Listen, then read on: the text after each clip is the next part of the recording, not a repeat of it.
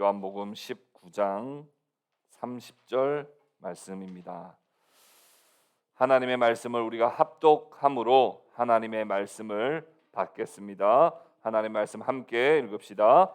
예수께서 신 포도주를 받으신 후에 이르시되 다 이루었다 하시고 머리를 숙이니 영혼이 떠나 가시니라. 아멘.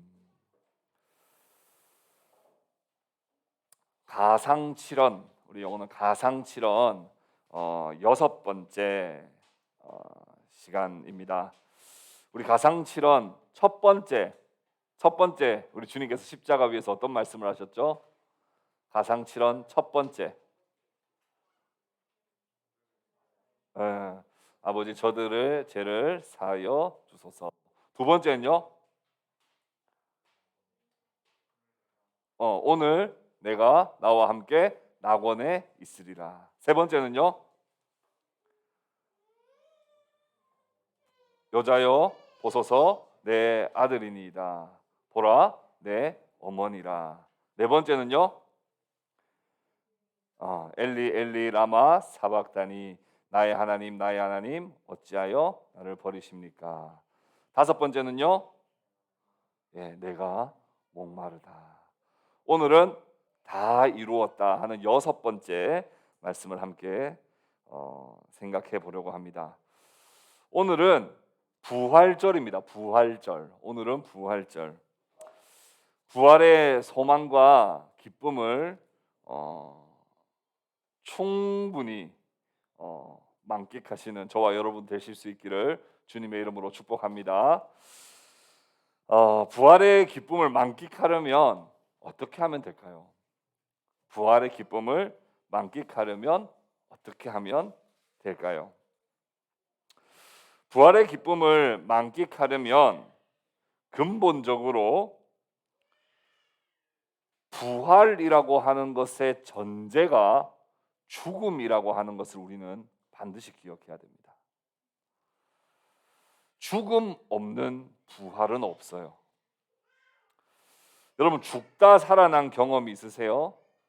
죽다 살아난 경험이 있으신 분이라든지 혹은 예전에 보면 관 속에 들어가는 체험 같은 그런 거 있잖아요.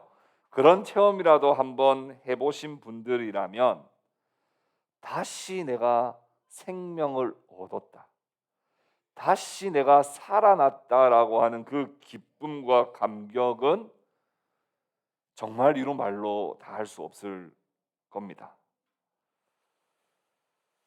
예수님의 부활은 예수님 십자가 위에서 다 이루었다 하심으로 십자가에서 끝까지 빠짐없이 남김없이 죽기까지 순종하여 십자가에 죽으셨기 때문에 부활의 영광의 주님을 보게 되는 겁니다. 예수님께서 만약 십자가에서 죽기까지 순종하시지 않고 중간에 그만두셨거나 요령을 부리셨거나 힘들다고 살궁리만 하고 있었다면 결코 이 부활의 영광은 우리가 경험할 수 없는 것이죠. 오늘날 많은 성도들이 부활의 감격이 무엇인지를 모르는 경우가 많습니다. 왜냐하면 죽기까지 순종하는 사람이 없기 때문에 그래요. 하나님께서 나에게 하신 말씀이 작은 말씀이든 큰 말씀이든, 작은 사명이든 큰 사명이든 끝까지 순종하면요 거의 죽을 지경으로 갑니다. 근데 그 죽음을 경험한 사람만이 주께서 일으키시는 부활을 경험하게 되는데, 오늘날 많은 성도들이 대략 순종해요. 적당히 순종해요. 힘들면 포기하고 어려우면 살궁리부터 합니다. 여러분, 살궁리 계속하는 사람한테는 부활의 영광이 있겠어요? 살궁리만 하는 사람은 죽지 않기 때문에 부활이 뭔지를 절대로 알 수 없는 것이죠. 오늘날 우리 기독교의 위기는 교인들의 수가 계속해서 줄어드는 게 기독교의 위기가 아니에요. 오늘날 진정으로 기독교의 위기는 주님의 말씀을 정말 하나님의 말씀으로 받고 주의 말씀대로 순종하기 위하여 고난을 달게 받는 성도가 없다는 것이 문제예요. 군대로 치면 군인은 많은데 전쟁에 나갈 군인은 아무도 없는 거예요.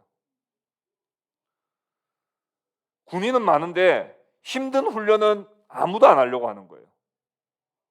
이게 위기 아니겠습니까? 군인이 없는 게, 줄어드는 게 위기가 아니라 군인이 몇 명이 있다 하더라도 훈련을 성실하게 받고 전쟁에 나가 싸울 용기가 있는 군인들이 있다면 그 전쟁은 이길 수 있어요.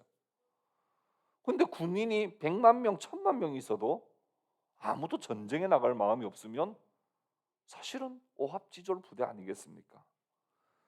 기독교의 위기는 교인의 수의 감소가 아니에요. 아무도 고난받지 않고 아무도 끝까지 순종하지 않는다는 것이에요. 예수님은 의를 위하여 핍박받는 자는 복이 있나니 천국이 저희 것이라고 말씀하셨어요. 이 말씀 거짓말입니까? 의를 위하여 핍박받는 자가 복이 있고 천국이 그 사람들의 것이라고 말씀하셨어요. 이 거짓말 아닙니다. 사도 바울은 이렇게 말했어요. 우리가 하나님 나라에 들어가려면 많은 환난을 겪어야 하리라. 거짓말입니까? 아닙니다. 하나님 나라의 백성은 진짜 주의 복음 때문에 이 땅에서 환난을 겪어야만 합니다. 우린 이 말씀을 그대로 믿어야 해요. 그래야 우리가 죽음을 경험할 수 있고 부활을 경험할 수 있는 겁니다. 부활은 십자가를 제대로 통과한 사람만이 누리는 기쁨이라는 사실을 우리는 기억해야 합니다. 그저 그냥 부활절 예배 참석한다고 부활의 기쁨이 누려지는 게 아니에요. 참 성도라면 죄악된 세상에서 하나님의 말씀대로 살기 위하여, 하나님의 말씀에 순종하기 위하여 고난과 환난을 당하고 그렇게 주의 말씀을 끝까지 지키다 보면 그럼 어떻게 되겠어요? 죽습니다. 진짜 여러분 한번 끝까지 한번 지켜보세요. 핍박한다고 갑자기 포기하지 말고요. 끝까지 주의 말씀을 지키면 너덜너덜해집니다. 와, 못 살겠다. 주의 말씀을 지킨다는 게 이렇게 힘든가? 못하겠다. 그런 마음으로 주일 예배 와보세요. 그러면 주께서, 부활의 주님이 주일 예배를 통해 여러분들을 일으키시고 그래서 다시 살아갈 힘을 주시는 이거의 연속이어야 되는데, 일주일 동안 주의 말씀을 지키기 위하여 끝까지 죽음의 순간을 맞이하지 않으면 주일에 아무리 예배 나와도 부활의 주님을 만날 수가 없다는 거예요. 그래서 참 성도라면 너덜너덜해질 때까지 죽은 바 되고 주께서 다시 우리를 일으켜 주신 바 됨을 체험하는 그런 부활 체험이 있는 신앙이 바로 참 성도라고 하는 것을 여러분 기억하시기를 바랍니다. 맨날 내 죄를 위해서 죽으신 주님, 이것만 하는 것이 아니라 내 죄를 위해서 죽으셨지만 부활하신 주님, 내 삶 속에서도 내가 주의 말씀을 위하여 고난받고 그리고 주께서 다시 일으켜 세우시는 것들을 경험하는 부활 체험이 있는 신앙을 가져야 전쟁 나가서 이길 수 있는 거예요. 그거 없으면 사실 아무것도 할 수 없는 오합지졸에 불과하다. 여러분, 구약에는 부활을 아직까지 보지 못했어요. 우리는 부활을 압니다. 예수께서 부활하셨다는 걸 알지만 구약은 아직까지 예수님도 몰라요. 그러나 구약 성경에도 부활 신앙이 많이 있습니다. 아브라함이 100세에 얻은 이삭을 하나님께서는 바치라고 말씀을 하세요. 하나님 앞에 이삭을 바치는 데 있어서 부활 신앙이 있었음을 우리는 알 수 있습니다. 히브리서 11장 17절부터 19절 말씀해 보시면 이렇게 말씀합니다. 아브라함은 시험을 받을 때에 믿음으로 이삭을 드렸으니 그는 약속들을 받은 자로 돼 그 외아들을 드렸느니라. 그에게 이미 말씀하시기를 내 자손이라 칭할 자는 이삭으로 말미암으리라 하셨으니 그가 하나님이 능히 이삭을 죽은 자 가운데서 다시 살리실 줄로 생각한지라. 비유컨대 그를 죽은 자 가운데서 도로 받은 것이니라. 아브라함은 자기 목숨을 부지하기 위하여 아내를 2번이나 누이라고 속였던, 정말 죽기 싫었던 사람이에요. 아내를 2번이나 누이라고 속였던, 정말 자기 목숨을 정말 소중하게 생각하는, 자기가 가지고 있는 것 중에 제일 소중한 것들을 지키고 싶어하는 그런 사람이었단 말입니다. 그런데 그런 아브라함이 부활 신앙을 가지게 된 거예요.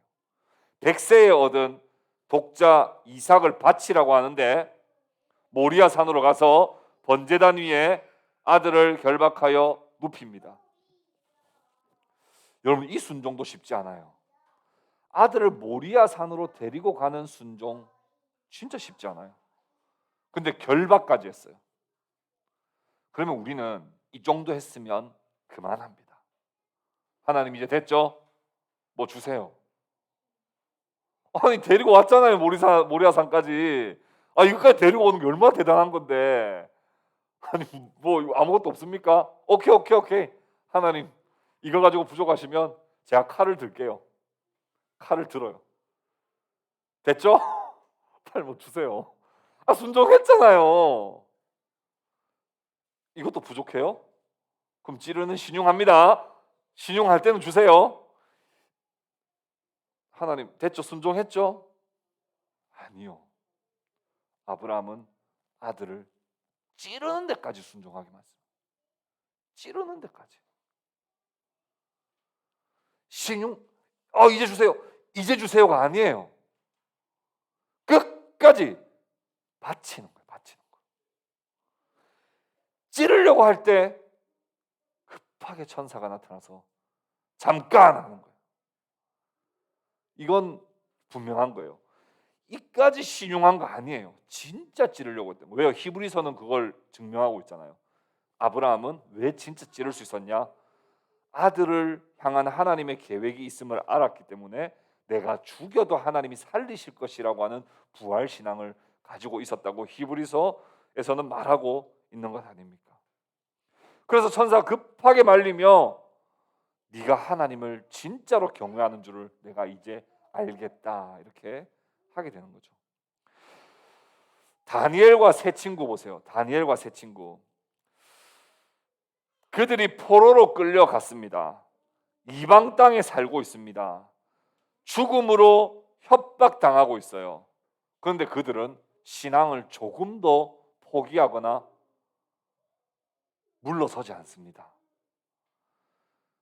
여러분, 우리가 교회에 있을 때는 신앙생활 해요. 근데 집에서 신앙생활 하세요? 학교에서 신앙생활 하세요? 직장에서 신앙생활 하세요? 버스 타고 지하철 타고 가면서 신앙생활 하시냐고요. 다니엘과 세 친구는 특징이 포로로 끌려갔어요. 이방 땅에 살고 있어요. 누구도 보는 사람 없습니다. 심지어 죽인다고 피해 협박도 받고 있는데도 끝까지 신앙생활 하죠. 환경과 상황에 영향을 받지 않고 하나님만 바라보고 있는 다니엘과 사드락과 메삭과 아벳느고를 우리는 보게 돼요. 근데 그 정도까지가 아니에요. 너 한 번만 더 기도하면 사자굴에 던진다. 하나님 저 여기까지 왔으니까 살려주세요가 아니에요. 던져라 그러면서 기도하는 거예요. 너 금신상에게 절해. 절 안 하면 풀무불로 던진다. 하나님 이까지는 왔으니까 이제는 그래도 제가 신앙생활 안 한 건 아니잖아요. 그 정도만 해도 봐주세요. 그거 아니에요. 던져라는 거예요. 던져라는 거예요. 여러분 던져라고 말할 수 있는 건 뭐예요? 부활신앙이거든요. 끝까지 내가 순종해 보면, 끝까지 순종하면 부활을 경험합니다. 여러분, 그렇다고 뭐 오늘 다 죽어라 이런 말이 아니고요. 하나님의 말씀에 여러분 순종할 거면 끝까지 해보세요. 그러면 진짜 너덜너덜해져요. 그러면 시편이요 막 여러분 써집니다. 시편을 읽어서 시편이 아니고 그렇게 너덜너덜해져서 주여 어찌하면 좋습니까 하다 보면 여러분 입에서 막 주는 나의 방패시요, 주는 나의 요새시요, 주는 나의 피할 바위시로다, 여러분 시편이 써진다니까요.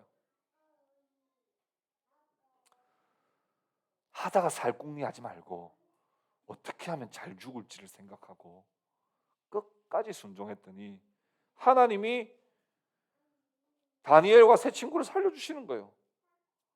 다니엘 세 친구 사드락과 메삭과 아벳느고가 나왔는데 성경은 뭐라고 기록합니까? 불이 능히 그들의 몸을 해하지 못하였고 머리털도 그을리지 아니하였고 겉옷빛도 변하지 아니하였고 불탄 냄새도 없었더라. 이들은 주님의 말씀을 지키기 위하여 고난의 한 복판까지 들어갔습니다. 그렇게 했기 때문에 이들은 부활을 체험했던 것이죠. 부활의 기쁨은 이런 자들의 것이라는 걸 여러분 꼭 명심하십시오. 흉내 내가지고는 부활의 기쁨 절대로 느낄 수 없어요. 다윗의 시편을 보십시오. 우리는 다윗하면 뭐 골리앗하고 싸워서 이기는 이런 거 생각하지만 다윗의 사실은 평생은 거의 고난의 연속이었어요. 죽을 위기를 계속 넘기며 광야를 도망자 생활을 해왔습니다. 그런데 다윗이 사울을 죽일 기회가 몇 번 있었는데 사울을 죽이지 않아요. 왜요? 하나님이 기름 부은 자를 죽일 수 없다는 것이 하나님의 뜻이라고 생각했기 때문에 내 마음은 확 죽여버리면 내 도망자 생활 끝나요. 사울 죽이면 끝이에요. 안 죽이는 거죠. 내가 안 죽이는 건 정말 어리석다고 생각될 수 있지만 하나님의 말씀에 끝까지 순종하는 거예요. 끝까지 순종하는 거예요. 그러니 하나님이 날마다 힘이 되어주시고 반석이 되어주시고 피할 바위가 되어주시고 요새가 되어주시고 그런 다윗의 간증이 시편이에요. 저는 오늘날 이런 간증들이 우리 교회에 좀 많아지면 좋겠습니다. 옛날에 교회마다 간증 많이 할 때는요 저 되게 비판적으로 생각했어요. 왜 저렇게 사람이 나타나게 저렇게 간증을 하냐, 좀 너무 인위적이지 않느냐, 그런 면도 있어요. 근데 오늘날 문제는 뭐예요? 그런 간증 자체가 없어요. 다윗과 같은 그런 간증 자체가 없다는 게 문제예요. 내가 믿음으로 살았는데 하나님이 이렇게 나를 독수리 날개쳐 올라가듯이 세워주시더라라고 하는 그런 간증이 우리의 나눔 속에 사라졌단 말입니다. 실종됐어요. 기껏 하면 맨날 10년 전, 20년 전 이야기 하게 되죠. 10년 전에 이런 하나님 만났었다고. 옛날 어릴 때 주일학교 때 그런 하나님 만났다고.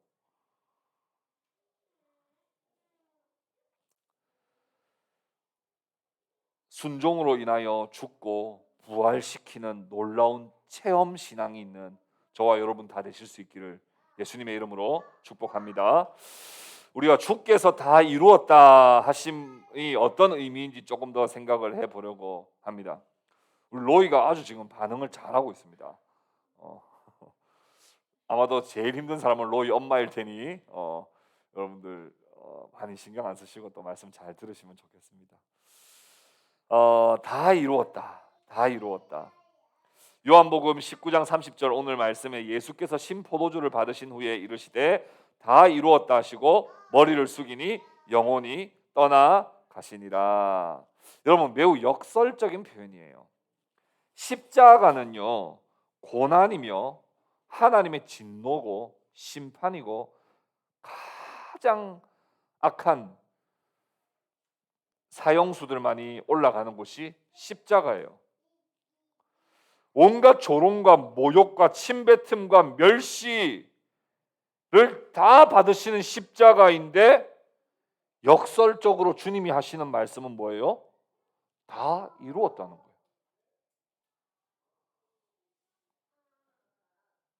여러분 그렇게 하실 수 있겠어요? 여러분 고난받고 있는 순간에 진짜 못 살겠다, 죽는 게 낫겠다, 이런 게 아니라 주의 뜻대로 되어지고 있다. 아버지요, 제가 계속 순종하겠습니다. 그리고 마지막에는 다 이루었다, 이렇게 할 수 있겠어요? 이 표현은 정말 역설적인 표현이에요. 누가 봐도 실패인데 승리와 성공의 메시지를 지금 선포하고 계시는 거죠. 나 다 이루었다. 테텔레스타이, 테텔레스타이, 다 이루었다. 목적한 바를 다 성취했다. 텔레오라고 하는 이 다 성취했다라고 하는 말의 완료형이 테텔레스타입니다. 그러니까 요한복음의 텔레오라고 하는 그 뭔가를 성취하는, 뭔가 일하는 의미로서 텔레오는 많이 등장하는데, 테텔레스타이라고 하는 완료형은 여기 딱 한 번 등장합니다. 진짜 다 끝난 거예요. 진짜 끝까지 다 순종한 거예요. 요한복음에 보면 이런 내용이 있어요. 예수님 공생의 사역 하시다 보면 주님이 이거 하시면 좋겠습니다. 마리아도 가나 혼인잔치에서 포도주가 떨어졌다는데 아들아 너가 좀 할 때 예수님이 하셨던 말씀 뭐예요? 내 때가 아직 이르지 아니하였습니다. 이렇게 이야기하죠. 때가 아직 이르지 않았다는 거예요. 그럼 그 때는 뭐냐? 십자가를 지실 때 예수님이 이렇게 말씀하세요. 이제 때가 이르렀다, 이렇게 말씀하세요. 그러니까 주님이 다 성취하시는, 주님이 이 땅에 오셔서 하시고자 하는 그 구원의 역사들을 이루어 나가는 그 때를 계속 주님은 기다리고 계셨던 것이고, 십자가 위에서 온전히 순종을 하신 것입니다. 아버지께 받은 일들, 보냄받은 자로서 해야 할 일들을 다 하신 분명한 목적이 있었습니다. 그래서 예수님은 죽은 나사로를 살리신 그 순간에 다 이루었다고 말씀하시지 않으세요? 여러분 그러면 정말 영광 아니겠습니까? 나사로가 딱 살아났을 때 사람들이 아니 나사로가 어떻게 살아났어 했을 때 다 이루었다 이러면 우와 엄청난 환호를 받았을 거예요. 물고기 2마리와 보리떡 5개로 5,000명, 여자와 아이들까지 하면 2만 명의 사람들 다 먹였을 때 사람들이 우와 배부르다 진짜 짱이야 짱이야 할 때 다 이루었다 그랬으면 와 진짜 멋있었을 거예요. 바다의 풍랑아 잠잠하라 딱 했을 때 풍랑이 샥 잔잔해졌을 때 다 이루었다 했으면 얼마나 멋있었겠냐고요. 예루살렘 성에 입성하실 때 사람들이 종려나무 가지를 흔들며 호산나 호산나 다윗의 자손이여 우리를 구원하소서 할 때 들어오시면서 다 이루었다 했으면 얼마나 영광스러워요. 그런데 우리 주님은 십자가에 피 흘리시고 고통당하시며 조롱과 멸시를 받는 모든 사람들이 다 손가락질하는 그 순간에 다 이루었다고 말씀하셨습니다.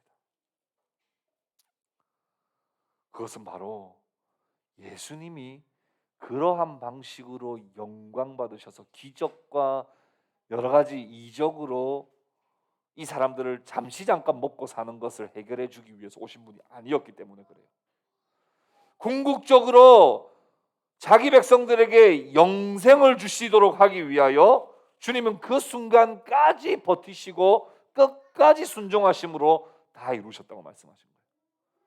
요한복음 3장 16절에 하나님이 세상을 이처럼 사랑하사 독생자를 주셨으니 이는 그를 믿는 자마다 멸망하지 않고 영생을 얻게 하려 하십니다.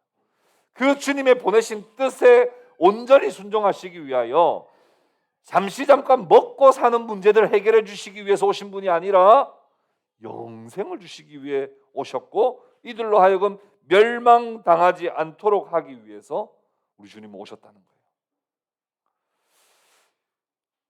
여러분 죄가 무엇입니까? 여러분 죄하면 딱 생각나는 거 뭐예요? 죄하면 딱 뭐가 생각납니까? 죄. 말씀시키는 죄하면 무슨 생각납니까? 많은 선악과.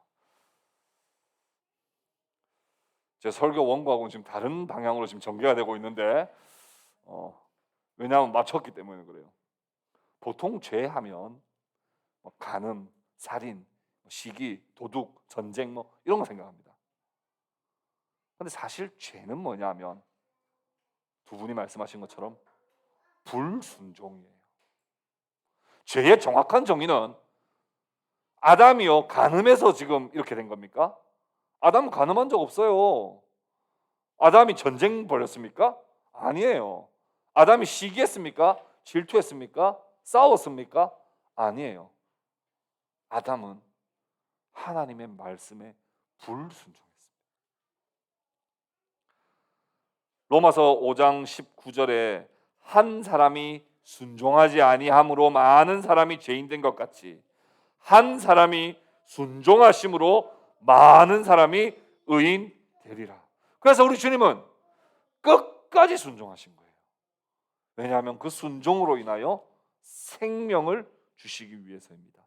빌립보서 2장 8절에 사람의 모양으로 나타나사 자기를 낮추시고 죽기까지 복종하셨으니 곧 십자가에 죽으심이라.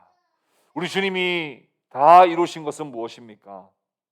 우리에게 생명을 주시기 위하여 끝까지 순종하신 것이라는 겁니다. 또한 이 테텔레스타이라고 하는 이 말은 다 갚았다 이런 말입니다. 다 갚았다. 여러분 대출을 다 갚아 보신 적 있으세요? 대출을 다 갚으면 참 진짜 기쁘겠죠. 근데 다 갚았다는 건 뭐냐면 인간으로서는 갚을 수 없는 걸 다 갚아줬다. 여러분 대출 이자를 내야 되는데 평생 일해도 갚을 수 없는 대출을 끼고 산다면 여러분 얼마나 힘들겠어요. 로또가 3번 당첨돼도 그 대출은 다 못 갚는 대출을 여러분 계속 짊어지고 산다면 얼마나 그 인생이 어렵고 힘들겠어요. 인간이 절대로 갚을 수 없는 그 값을 다 갚았다고 말씀하시는 거예요. 세례 요한은 예수님을 이렇게 말했습니다. 죄값을 대신 지불하는 제물로 보았어요. 요한복음 1장 29절 이렇게 했죠. 보라 세상 죄를 지고 가는 하나님의 어린 양이로다. 예수님은 유월절의 어린 양으로 죽으셨습니다. 여러분 유월절에 하나님의 심판이 임할 때 그때 양을 죽여서 양을 좌우 임방 집의 문설주에다가 바르면 패스오버 그 재앙이 지나가죠. 그럼 대신 양이 죽어야만 됐던 거죠. 양이 죽어야지 지나가는 거예요. 그 심판이요. 그래서 출애굽한 백성들이 앞으로도 심판받지 않도록 하기 위해서 하나님은 또 제사 제도를 레위기를 통해서 제사 제도를 열어 주셨어요. 제사 제도가 사실은 그 하나님의 진노를 달래는 거거든요. 보면 이게 제사 지내고 나면 하나님께 향기로운 제물이 됐다 이렇게 이야기. 향기로운 제물. 이게 영어로 아로마 아닙니까? 아로마. 진정시키는. 하나님의 진노를 달래는 이런 의미란. 자신이 죄를 지었을 때 소나 양을 데리고 와서 안수해서 죄를 전가합니다. 이 제물에게.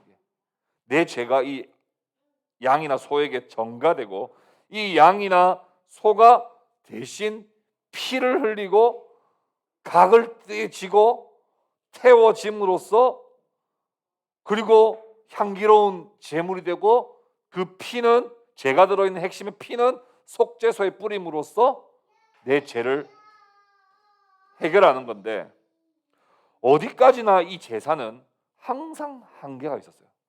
항상 한계가 있어요. 왜냐하면 그렇게 하고 난 다음에 또 죄짓거든요. 그래서 계속 해야 되는 거죠. 뿐만 아니라 사람들의 마음에 어떤 마음이 계속 들까요? 소를, 양을 맨날 지어서 맨날 갖다 바친다고 생각합시다. 점점 어떤 마음이 들까요? 아까울까요? 안 아까울까요? 아깝죠. 그러니까 어떤 생각을 하게 될까요? 로이 어떤 생각을 하게 될까요?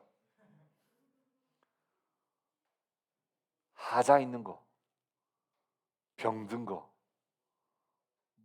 시장에 못 파는 거, 우리 못 먹는 거 이런 거 갖다 바치는 거. 하나님의 진노를 달래는 게 아니라 하나님의 진노를 더 격발시키는 거예요.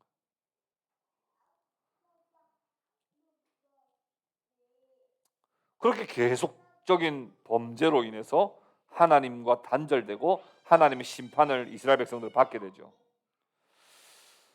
죄를 지을 때마다 제물을 바쳐야 하고 용서를 구했기 때문에 이들의 일상 속의 피비린내는 늘 진동했어요. 여러분 제사장 같으면 딱 멋있을 것 같잖아요. 그 제사장 복도 있었거든요. 제사장 딱 보고 있으면 뭔가 권위 있을 것 같은데 제사장 하는 일이 맨날 맨날 맨날 양 각 뜨는 거 맨날 봤죠. 온몸에 피밖에 없어, 피밖에 없어. 다 갚으려 해도 빚만 쌓여가는 이 인생들에게 주님이 친히 속죄 제물이 되셔서 하나님께 드려졌습니다. 히브리서 10장 11절부터 14절 같이 한번 읽어봅시다. 히브리서 10장 찾아봅시다. 히브리서 10장 11절부터 14절. 히브리서 제가 가진 성경책으로는 신약 363페이지에 있습니다. 11절부터 14절까지 같이 한번 읽어봅시다. 시작.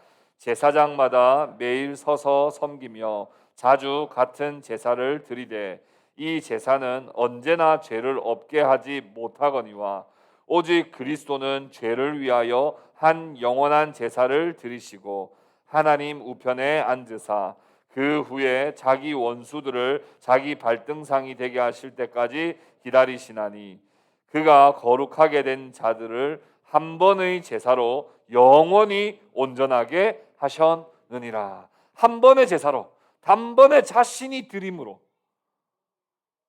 뭐 굳이 우리가 은행적인 용어를 치자면 뭐 이렇게 잘잘하게 이렇게 이자 갚고 하는 게 아니고 예수님이 그냥 자신이 십자가에서 드려짐으로 그냥 한 방에 그냥 다 갚아버려요.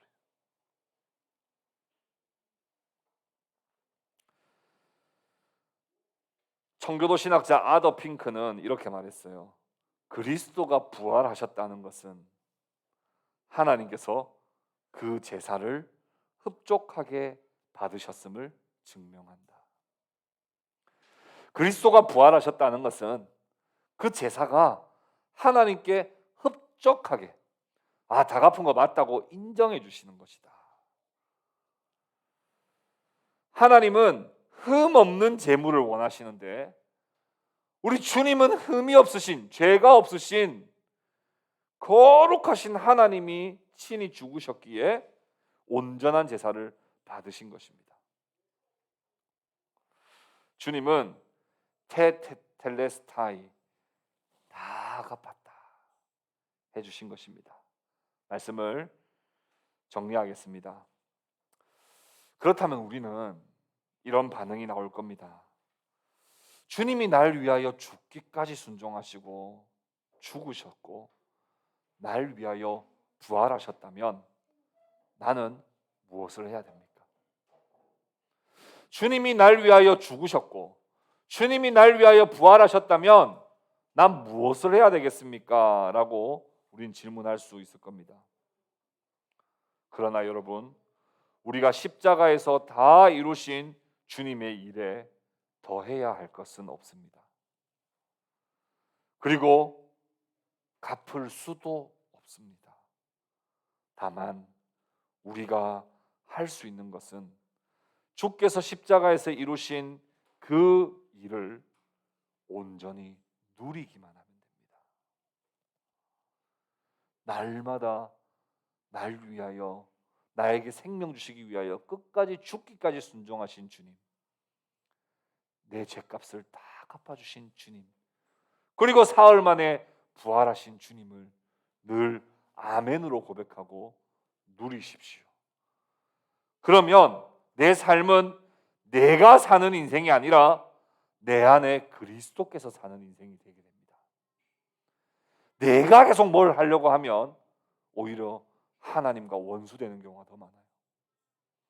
내가 주님의 십자가에 주의 손에 나의 손을 포개고 주의 발에 나의 발을 포개어 내가 주님과 함께 십자가에 죽고 주님과 함께 십자가에 산다면 내 안에 사시는 그리스도께서 살게 되는 것이죠. 그렇게 날마다 주님이 말씀하셨던 것처럼 나를 따라오려거든 자기 십자가를 지고 나를 따를 것이니라. 날마다 우리에게 주어진 일상 속에서 주님과 함께 날마다 나에게 주신 십자가를 달게 지고 무겁다고 놓지 않고 아프다고 내려오지 않고 끝까지 내게 주신 십자가를 짊어지고 믿음으로 순종하며 나아갈 때 주께서 우리를 일으켜 세우는 부활의 삶을 살게 되는 것입니다. 십자가의 역설을 기억하십시오. 가장 비참한 최후를 맞이하는 사형 현장에서 예수님은 성공과 승리를 선언하셨습니다. 죽도록 순종하면, 끝까지 순종하면 죽음으로 끝날 것 같지만 결코 죽음으로 끝나지 않고 살리시는 하나님을 경험하게 되는 것입니다. 그 믿음, 그 체험이 있는 그런 저와 여러분들 다 되실 수 있기를 예수님의 이름으로 축복합니다. 우리 함께 말씀을 기억하며 우리 함께 기도하도록 하겠습니다. 우리 함께 말씀을 기억하며 함께 기도합시다. 하나님, 우리가 하나님 말씀에 순종하되 끝까지 순종하게 해주십시오. 계속 살궁리 하지 말고 죽어야 산다는 그 참된 복음의 신비를 우리의 삶 속에서 경험하게 해주십시오. 내 생각 안에 가두어 놓은 하나님이 아니라 내가 생각하지도 못했던 역설로서의 그 신비를 드러내시는 하나님을 진정으로 내 삶 속에 체험하게 해주십시오. 주님의 말씀대로 살다가 고난받는 것을 기뻐하게 해주시고 우리의 삶 속에 주께서 나와 함께 하셔서 극복해내고 살아나는 그런 간증들이 우리 교회 성도들 가운데 많아지게 하여 주시옵소서.